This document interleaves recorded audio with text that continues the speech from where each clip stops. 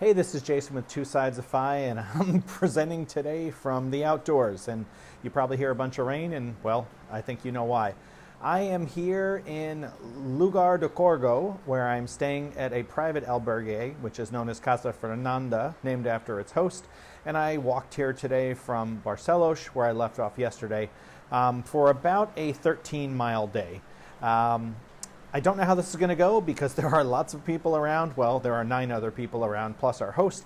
And so if I get interrupted, I may have to just stop. But I think I figured out what the audio level problem was for the last 2 days, so apologies for that. But hopefully today sounds better, barring the rain. So first of all, the practical. Today went pretty well, to be quite honest. But I had some really profound thinking to do today, and you're going to want to stick around for that at the end. Let's just say that. So I did manage to achieve my goal that you may recall from yesterday, which was to walk by myself. I really did enjoy my conversation with Britta the whole walk here. And in fact, she, as well as another individual, Mike from California, who I met early on, are also here. So I've met a bunch of new friends and also reacquainted myself with 2 others. But anyway, back to the practical. I walked by myself, leaving Barcelos this morning at about 8:30. Didn't do breakfast today. Wanted to get started out because I knew that rain was in the forecast for early afternoon, and that turned out to be quite accurate. So the early part of the walk was fine. It was windy, but only occasional rain. The latter 20% of the walk today has had plenty of rain, although thankfully the wind has died down because it was a bit much at times.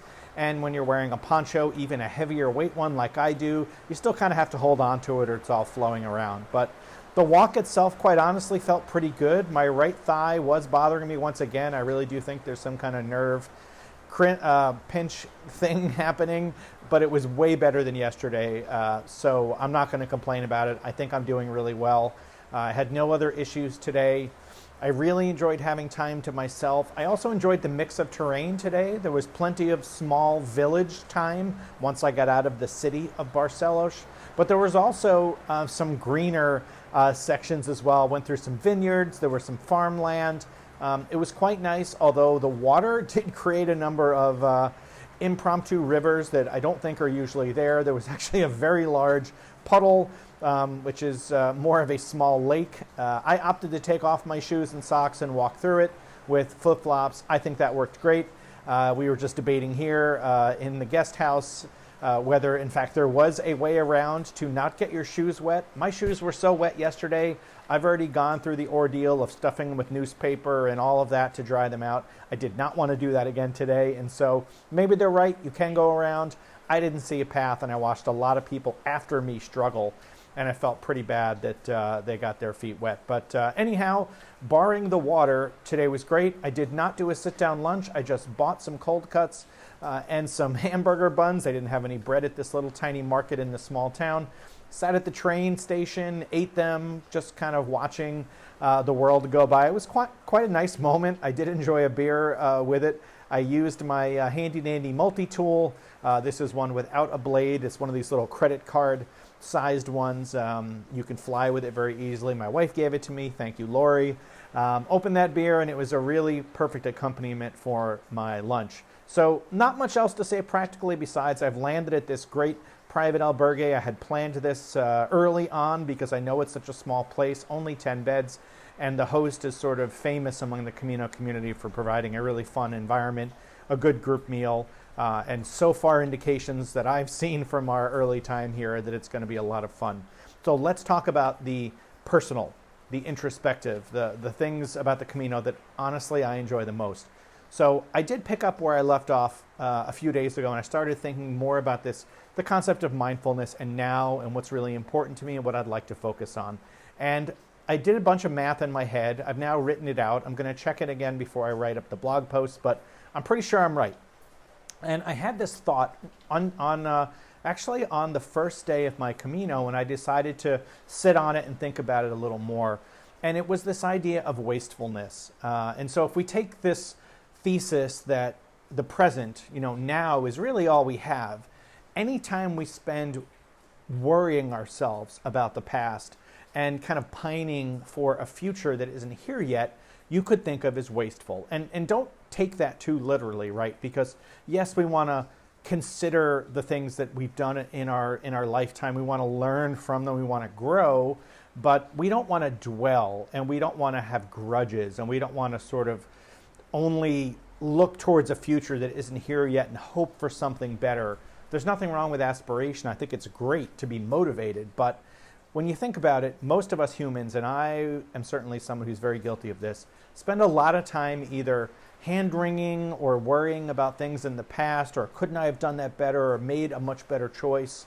Obviously the answer is yes, but when you think about the actual time that's wasted, and I did the math. So if I assume, let's get me kind of almost leaving college to now. So that is about 30 years. Make some of this math really easy. If you spend just 5 minutes a day worrying about things in the past or pining for the future, over a 30-year lifespan, that's more than, not a 30-year lifespan, 30 years of time. I'm not dead yet. I'm here at 50. 5 minutes a day, that's more than 30 days. That's more than a month of time you've spent. Increase that to 15 minutes a day, which I think most of us spend 15 minutes a day worrying about something unnecessarily. And I'm talking about non-productive thought. Now you're at more than 3 months, more than 100 days. I got news for you. If you make that 60 minutes a day, and I will freely admit there's plenty of times that for me, I spent more than an hour a day in combination of just going over things in the past that I wish had gone differently, mistakes I had made or that others had made that had affected me and I was still angry about, or holding a grudge, or thinking about a future that wasn't here yet. And, oh, if I could only do this, or oh, if only I could be like that, and this other person has that and I don't have that. An hour a day, guess what? That's more than a year of life. You could say lost, right? Because we're talking about non-productive thought. We're not talking about growing through experiences, evaluating something, and then moving on. We're talking about the dwelling, the stress. I don't want to belabor that point. This is something very important to me. You may disagree with this idea, but it was really great perspective for me to think about. And I know I'm going to carry that home.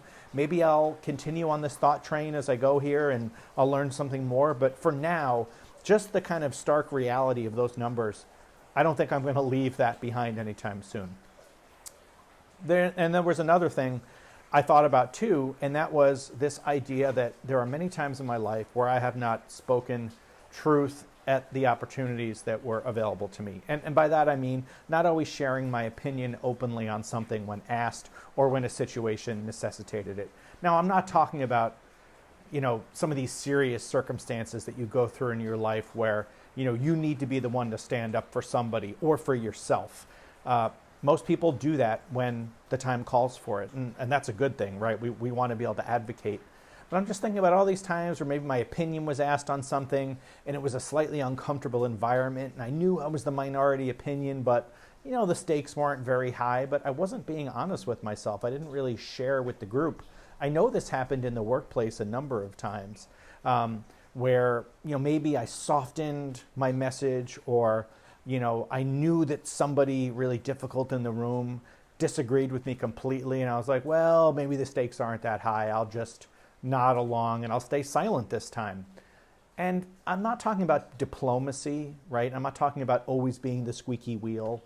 I'm talking about there are many times in my life where I know I haven't been as honest as I needed to about how I was feeling, what I was thinking, my assessment of something. And maybe this doesn't rise in your mind to the level of the kind of focus on mindfulness, but it is something important to me. It is something I want to get better at, because I've got a couple friends who are remarkably good at this.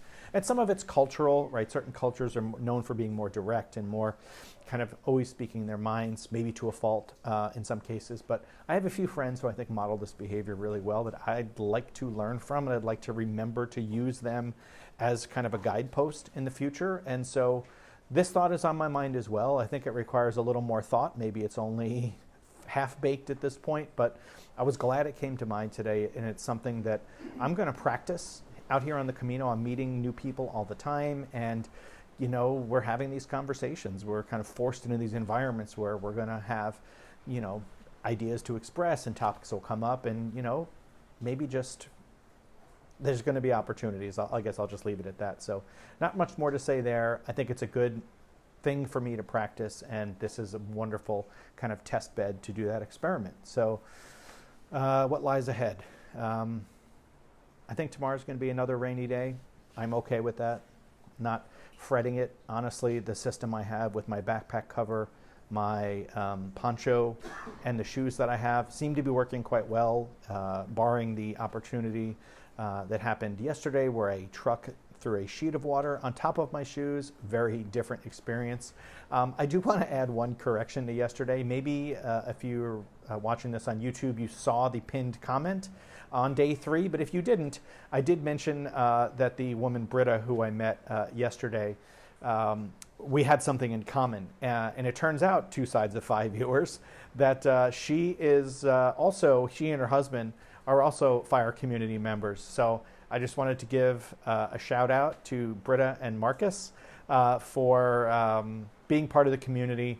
I learned today that Britta's husband, Marcus, was also a 2 sides of 5 viewer. So that is awesome. And he was a viewer before, excuse me, a listener. He listens to the podcast, was a listener before I spoke with her yesterday. So I need to correct that with Eric, because I told him that, in fact, he was checking out the podcast because of these videos, and it's or because she had told him to, and it's not that at all. He was already a fan, and so that's amazing. I feel so grateful to have that experience. Just as I do anytime I realize that somebody's already aware of us and the show comes up. So, it's just another opportunity to thank each and every one of you for your support of the show, for me and Eric. Thank you for those of you who are watching these videos still. Thank you for giving me feedback on the content. I do appreciate the suggestion somebody gave of taking some B-roll footage while I'm walking. As I said to them, I'm not going to do that. I know it would make for better video. Eric has taught me a lot about video production, and you're seeing almost none of it here besides good sound quality. Well, hopefully as of today, you're going to hear good sound quality. My goal here isn't to make pretty videos. It's to be honest. It's to be honest and have a record that I can be proud of, that I can refer back to, and make sure that I took everything from this journey that I did.